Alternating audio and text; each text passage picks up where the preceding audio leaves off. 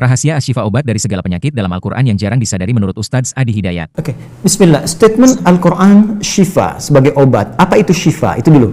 Ya, apa itu syifa? Saya ingin selalu bergerak dengan pemahaman yang jelas.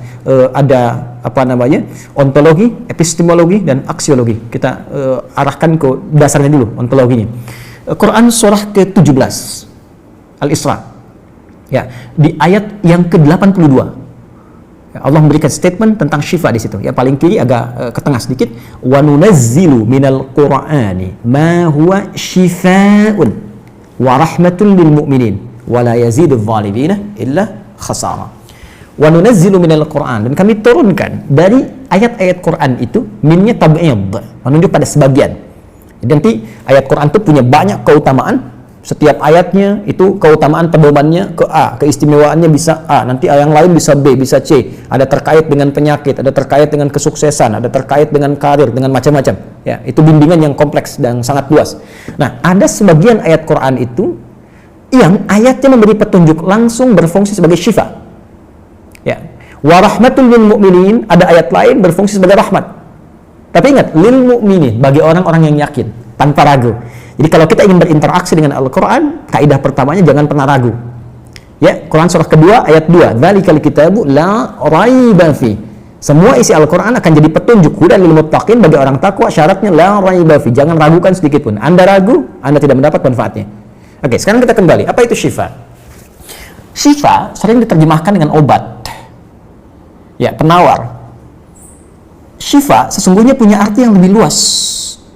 Ya, obat itu di dalam Al-Quran, bahasa diksi Al-Quran, juga hadis, bahkan standar bahasa Arab biasa, itu setidaknya punya dua diksi dari dua kasus yang terjadi. Ya.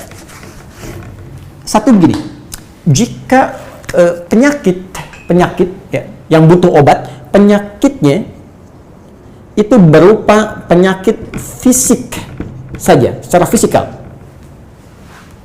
Misal, saya katakan misalnya sakit gigi, fisik ya, fisik saya yang kena.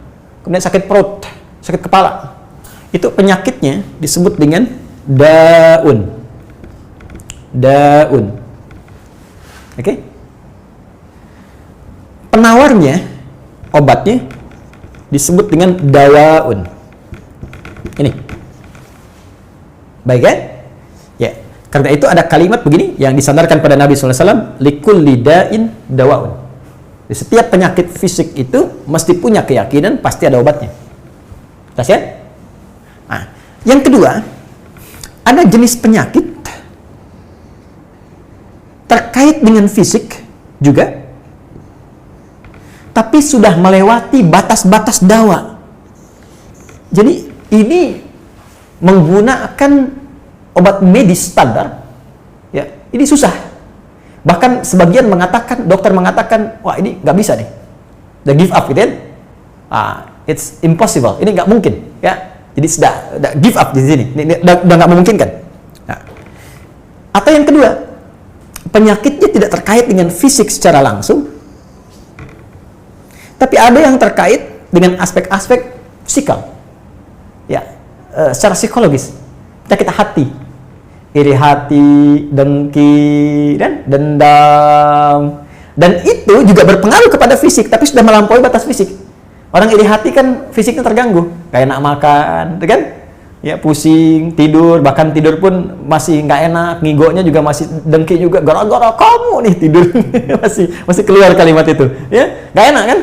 Dan nggak mungkin berobat mencari dawa, nggak mungkin. Ya, silahkan cek ke rumah sakit, ada poli dendam, poli iri hati, nggak mungkin. Ya, yang ada poli gigi, poli mata, kan? Ya, poli iri hati, poli dendam, nggak ada. Poligami nggak ada di rumah sakit. Anda nggak mungkin menemukan itu. Ya, nah, maka penyakit yang lebih lekat kepada aspek non fisik itu seringkali diistilahkan oleh Al-Quran dengan kata marad, namanya maradun. Ya, penyakit hati. Karena itu ketika Allah menyifati orang munafik yang hatinya bermasalah, Allah tidak menyebutkan kata daun, tapi menyebutkan kata marad. Silahkan cek di Quran surah kedua Al-Baqarah ayat 10. Fi qulubihim marad. Ya, di dalam hati mereka ada penyakit. Hati yang di sini bukan hati fisik ya, tapi sumber kehidupan kita. yang ditetapkan oleh roh. Nanti ketika fisik itu mulai sempurna selama 4 bulan jadi mudghah. Jadi kan ada 3 tahapan seperti kita ketahui, ya. Dari mulai di Al-Arba'in, kalau kita baca Al-Arba'in, Al-Imam An-Nawawi, hadis nomor yang keempat, ya, Abdullah bin Mas'ud radhiyallahu ta'ala anhu qala Rasulullah SAW huwa as-sadiqul masduq inna ahadakum yujma'u fi batni ummihi 40 yawman nutfah. 40 hari pertama ya, itu baru berbentuk penyatuan, perpaduan antara spermatozoa dengan ovum, thumma yakunu alaihi 'alaqah, kemudian misla dzalika 'alaqah, 40 hari kedua berbentuk zigot yang telah menempel di dinding rahim, thumma yakunu misla dzalika mudghah, 40 hari ketiga berbentuk mudghah, daging keratan. Bahkan sudah jadi bahasa sekarang ya di masa kan bahasan janin ya, di kurikulum kedokteran saya lihat redaksinya sama, mudghah ya. Nah, dalam fase ini kemudian ditiupkan roh ya, wa yursalu alaihil malak, dan diutus malaikat, wa yu'maru bi katbi arba'in, dan diperintahkan menetapkan 4 hal. Nah, saat ditiupkan roh ini itu terjadi kemudian penyatuan antara fisik dengan roh. Itu ada di Quran surah ke-15 ya, ayat ke-28. Ya, wa idz qala rabbuka lil malaikati inni khaliqun basyaran min salsalin min hama'in masnun fa idza sawaitu wa nafakhtu fihi min ruhi. Jadi roh masuk ke dalam jasad seseorang, ya, ke dalam fisik seseorang. Ketika sudah masuk, dia bisa bernafas, kan, ada kehidupan, unsur kehidupan. Karena itu nafas terambil dari bahasa Al-Qur'an. Jadi begitu kemudian sudah masuk roh ke dalam jiwa, menjadi nafas namanya, berubah dari roh jadi nafas. Ya, maka dia membawa 2 potensi. Ya, ada fujur, ada takwa. Di Quran surah 91 ayat 7 sampai 10. Wa nafsi wa ma sawwaha fa alhamaha fujuraha wa taqwaha. Jelas ya? Maka wa nafsi wa ma sawwaha, jika roh sudah masuk ke dalam jiwa jadi nafas, dan disitulah manusia bisa bernafas. Tapi jangan lupa dia membawa 2 potensi. Ada potensi kebaikan, takwa, ada katalis kebaikan. Saya tidak mengatakan yang buruk. Itu katalisnya. Jadi lawannya langsung. Yaitu jujur lawannya dusta. Ya, marah lawannya sabar. Yang sabar itu takwa, jujur itu takwa. Yang marah, yang sombong, yang bohong itu namanya fujur, itu katalisnya. Di Allah menciptakan sifat marah bukan ingin membuat Anda pemarah, tapi ingin kemudian memacu supaya yang sabarnya muncul. Sebab kalau nggak ada marah, bagaimana bisa ada sabar? Itu cara membacanya. Nah, di sini terjadi pergolakan. Ya, apa kaitannya dengan ini? Orang-orang yang tidak bisa mengendalikan sifat takwanya dan tidak menjadikan sifat fujurnya sebagai katalis, tapi diikuti menjadi dominan, maka jadi penyakit di hatinya. Itu yang disebutkan dengan marad namanya. Ya, itulah yang memunculkan penyakit riya, pamer, gitu kan? Sum'ah, ingin didengar orang, sombong turunannya, ya, kemudian dendam dan sebagainya. Ini marad. Marad ini dan penyakit yang sudah melewati batas fisik, kalaupun terkait dengan fisik, nggak ada obatnya dari dawa. Yang ada hanya syifa. Maka jika ada orang tertentu yang terkena penyakit fisik yang sudah di luar batas dawa, yang medis misalnya udah nggak bisa nih, ini nggak mungkin, maka beralihlah dari dawa ke syifa. Ini yang pernah dilakukan oleh Nabi Ayyub alaihissalam. Ketika diuji dengan penyakit, Allah contohkan langsung supaya kita bisa meniru. Bukankah ayat ini turun ketika Nabi diuji dengan penyakit? Ya, supaya memohon kepada Allah. Jadi kan Nabi Ayub kan divonis dengan penyakit yang tidak pernah diderita oleh orang sebelum beliau, tidak akan dirasakan oleh orang setelahnya. Yang paling menarik apa yang dilakukan? Ketika semua mengatakan nggak mungkin, lalu turun kemudian gambaran dari Allah. Quran surah ke-21 ayat 83 sampai 84. Wa ayyuba, pakai fathah loh, bukan dhamma, bukan kasrah. Ya, fathah itu menunjukkan sesuatu di masa lalu untuk dibuka bagi orang di masa depan. Ya, fathah itu dibuka. Itu ilmu lughahnya. Saya spesialisasi di bahasa Arab. Jadi di antara makna itu fathah, kenapa ada fathah, ada dhamma, ada kasrah, itu ada maknanya. Wa ayyuba, dan kami buka kisah Ayub di masa lalu sebagai inspirasi untuk orang di masa depan. Idnada rabbahu anni masanni yadhurru wa anta arhamur rahimin. Ketika beliau mulai meninggalkan opini manusia dan mulai kembali kepada Allah dengan sangat kuat untuk spesifik memohon kesembuhannya. Ya Allah, penyakit ini sudah mengganggu saya. Untuk ibadah, itu poinnya. Untuk ibadah. Jadi ternyata kalau ingin disembuhkan dengan cepat, arahkan kesembuhan itu untuk niat kita beribadah. Kalau cuma pengen sembuh saja, jangankan Anda yang belum beriman pun kalau sakit pengen sembuh. Terus Anda tujuannya apa dari kesembuhan itu?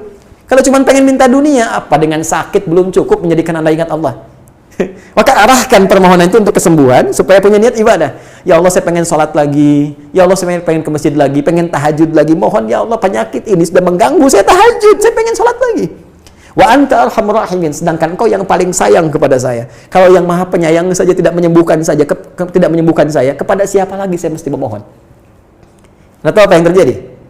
Begitu kalimat itu muncul dengan penuh kekuatan, keyakinan, visi yang benar, memanggil Allah dengan panggilan yang sangat halus, lembut, ya, terasa ke dalam jiwa, Maka jawabannya tidak menunggu lama. Fastajabna lahu fakashafna ma bi min dhurrin wa atainahu ahlahu mithlahu ma'ahum rahmatan min indina wa dzikra lil 'abidin. Lihat ujung ayatnya. Kami langsung sembuhkan penyakitnya. Kami singkapkan semua rasa sakitnya. Kami kembalikan semua yang dia rasakan rugi. Biaya obatnya diganti dengan rezeki yang lain, kesulitannya dihilangkan, datangkan dengan yang lebih baik. Dan yang paling dahsyat lihat ujung ayatnya. Wa dzikra lil 'abidin. Kami jadikan inspirasi, pengingat bagi hamba-hamba Allah yang soleh, yang diuji dengan penyakit yang serupa, maka amalkan amalan Ayub untuk mencari syifa. Ya, maka ini ikhtiarnya. Termasuk syifa, bisa mengobati penyakit hati. Nah, lalu sekarang apa terapannya? Karena disebutkan ada ayat-ayat Quran berfokus sebagai syifa. Ya, ini yang digunakan sebagai zikir diantaranya. Apa itu? Tadi saya sampaikan Al-Fatihah. Ya, itu lengkap. Al-Fatihah itu disebut syafiyah. Surah syafiyah, surat penyembuh. Silahkan Anda buka semua kitab tafsir. Di antara fadilah surah Al-Fatihah, kisah pertamanya adalah kisah seorang kepala suku di Arab yang digigit kalajengking. Bayangkan, kalajengking Arab pada saat itu. Ya, dan sudah kena racun dan sulit, orang semua sudah give up, ini nggak mungkin. Ya, apa yang terjadi? Ditemukan sahabat Nabi, secara singkat diketahui, ditanya ada yang bisa menyembuhkan, mereka berkata Allah yang menyembuhkan, tapi kami bisa berikhtiar. Dipanggil mereka, dibacakan Al-Fatihah sekali bacaan, tanpa diulang-ulang, tanpa pakai alat-alat tertentu, tiba-tiba syufia disembuhkan sampai diberikan hadiah berupa beberapa kambing. Tapi mereka, mohon maaf izin, Ibu Rektor dan sebagainya, mereka khawatir jadi gratifikasi. Dibawalah kambing itu kepada Nabi, disampaikan, boleh nggak makan dari sini? Jawab Nabinya apa? Dari mana kalian tahu kalau surat itu bisa berfungsi menyembuhkan? Al-Fatihah. Tapi gimana cara baca Al-Fatihahnya? Karena dulu orang sekali baca sembuh, sekarang orang 1000 kali malah nambah penyakit. Apa yang salah? Nah, berarti nanti ada terapan lagi ilmu yang lain, kan? Nanti ada surah ke-26, Asy-Syu'ara ayat 80, itu zikirnya Nabi Ibrahim. Biasanya saya praktekkan ini, ya termasuk dengan kawan-kawan, saya suka sampaikan kalau ada yang dirasa-rasa sambil dipegang, sambil kembalikan kepada Allah, baca wa idza maridtu fahuwa yashfin. Kalau saya sakit pasti Allah sembuhkan, nggak mungkin dititipi penyakit kalau nggak ada hikmah di balik itu. Bisa pernah saya amalkan saat diundang saya ke Kalimantan untuk ceramah, tiba-tiba ceramahnya ba'da maghrib, sore hilang suara. Hilang. Sama sekali nggak ada. Ya begitu sholat, ya kita sama amalkan tadi dengan penuh keyakinan, minta ikhtiar juga pakai fresh care gini, tapi kita minta ya Allah, ya wa idza maridtu fahuwa yashfin, kalau saya sakit pasti Allah sembuhkan. Nggak mungkin ditugaskan kalau Allah nggak berikan perangkatnya, pasti diberikan. Nah, tahu apa yang terjadi?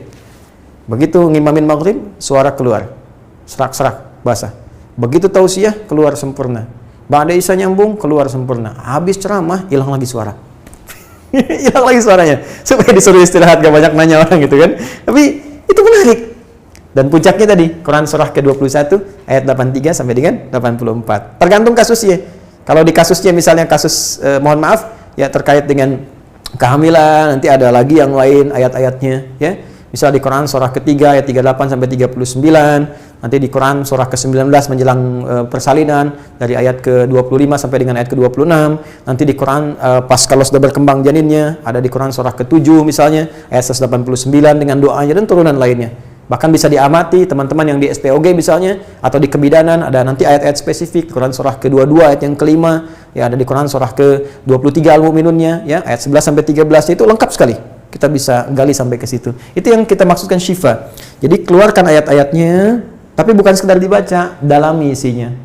Sehingga paham apa yang harus dilakukan. Karena di sini nanti ada konsep ikhtiar juga. Ikhtiarnya bagaimana, ya secara medisnya seperti apa, dan pertolongan kepada Allahnya bagaimana. Terakhir Nabi pernah datangi seseorang, dia minta disembuhkan, ya Allah, ya Rasulullah, si fulan sakit, tolong sembuhkan. Kata Nabi, idzhab ila tabib, pergi ke dokter. Kata orang ini, Anda kan Nabi, tinggal berdoa disembuhkan. Jawab Nabi sangat elegan. Pertanyaan orang ini bagus, Anda Nabi, berdoa dikabulkan, pasti. Tapi jawab Nabi sungguh elegan. Kata Nabi, kesembuhan itu dititipkan di tangan para dokter. Jadi Nabi ingin memberikan satu isyarat, Anda tetap ikhtiar. Karena tidak selamanya Nabi akan hidup. Ya, karena itu dokter-dokter mesti belajar. Saya mendambakan dokter-dokter yang bisa belajar dari Quran juga. Saya mengharapkan nanti ada dokter mata yang hafal, ya, misalnya ayat-ayat tentang doa, tentang mata, ya, riset tentang ayat-ayat mata, hadis-hadisnya apa, sehingga Anda bisa menerapkan resep-resep yang indah. Ya, waduh, kenapa nih dok, mata saya nih nggak bisa dikontrol nih, sakit. Kenapa? Saya kalau ngelihat tetangga beli kulkas sakit, kan nggak bisa dikasih obat tuh ya. Anda bisa kasih resep Quran surat sekian, ayat sekian, sekian. Nah, itu yang banyak kejadian sekarang. Ya, orang matanya sehat tapi tidak bisa membedakan mana milik dia, mana milik orang lain. Demikian juga dengan yang lainnya. Itulah syifa.